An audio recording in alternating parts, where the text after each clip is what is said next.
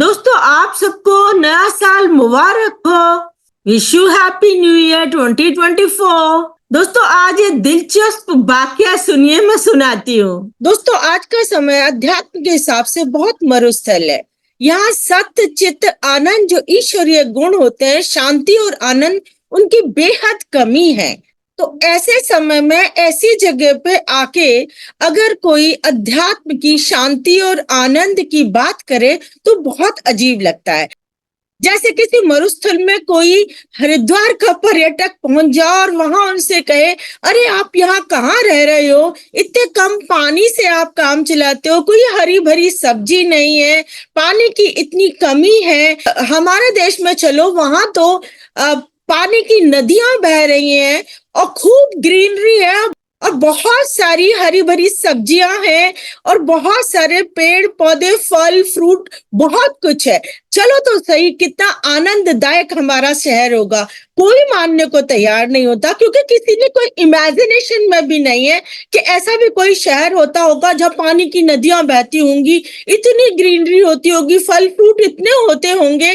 तो भाई यही हालत यहाँ पे आजकल है कि जो भी अध्यात्म की बातें किसी से करते हैं तो उनको विश्वास नहीं होता कि ऐसा भी हो सकता है। दोस्तों उसको पागल और बताते हैं लोग बाकी, ऐसा भी कभी होता है क्या? हमने तो आज तक नहीं देखा है ना, हमने हमारे पुरखों से सुना है। तो दोस्तों वो उस पर्यटक को क्या कहेंगे, अरे वाकई वो हमको पागल बना रहा है, तू खुद तो पागल है ही, हमको भी पागल बना रहा है। तो इस तरीके से उसकी बात पे कोई विश्वास नहीं करेगा। परंतु कोई कोई अगर विश्वास कर लेता है और उस बंदे की बात पे विश्वास करके उनके यहाँ चला जाता है, यानी हरिद्वार चला गया, तो सचमुच उसको वो चीज देखने को मिलेंगी, वो चीज वो महसूस करेगा।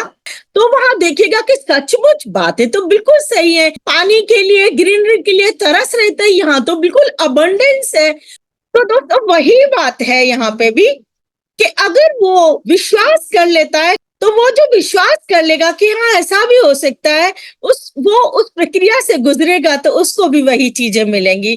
अगर वो जाके वापस अपने देश में जाके, यानी मरुस्थल में जाके वहां के लोगों को बताएगा कि अरे वो जो बंदा कह रहा था बिल्कुल सच कह रहा था, ऐसा है वहां, जो बंदा उन्हीं के कम्युनिटी से, उसी मरुस्थल से अगर वो गया है और हरिद्वार का नजारा देख के अगर वो वापस उनको बताने की कोशिश करेगा तो उसको भी वो विश्वास नहीं करेंगे। सोचते हैं वो तो पहले वाला तो पागल था ही, ये भी शायद उसके साथ जाके पागल हो गया, तो उसके बात पर भी विश्वास नहीं करेंगे दोस्तों।